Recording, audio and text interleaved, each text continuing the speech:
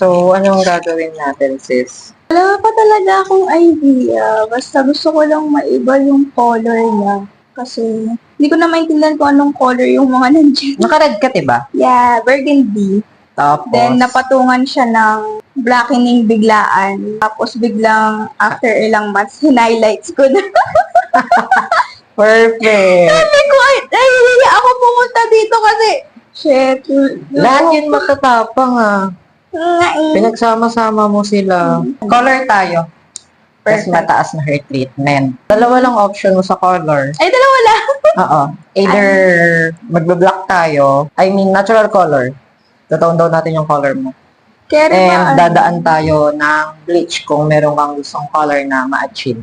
choco brown. Choco brown. Any suggestion? Medyo lalabas pa rin tong Yung pachi-pachi mo. Oh my Kasi ang God. habol natin, mapantay natin yung color. Sunod ka na lang maggawa ng color kapag ka color correct na natin. Okay, sige.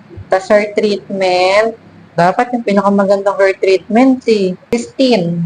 I prefer ko nga yun. Actually, Ay, yun yung, Yung trend sa akin, no? Yeah. Yun yung tinitingnan ko sa TikTok. Sige, so 16 tayo, tapos hair color.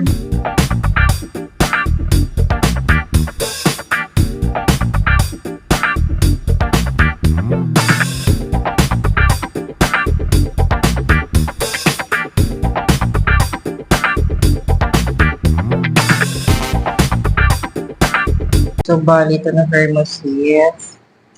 Perfect. Wala na yung bakas ng kahapon. Ano na siya? Parang natural na tubo na, parang anong walang color. Pero, medyo may shade pa rin siya ng brown. Natural color.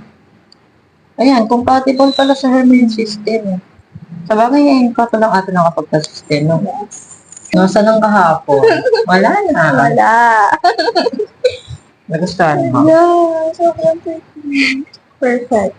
Thank you, sis.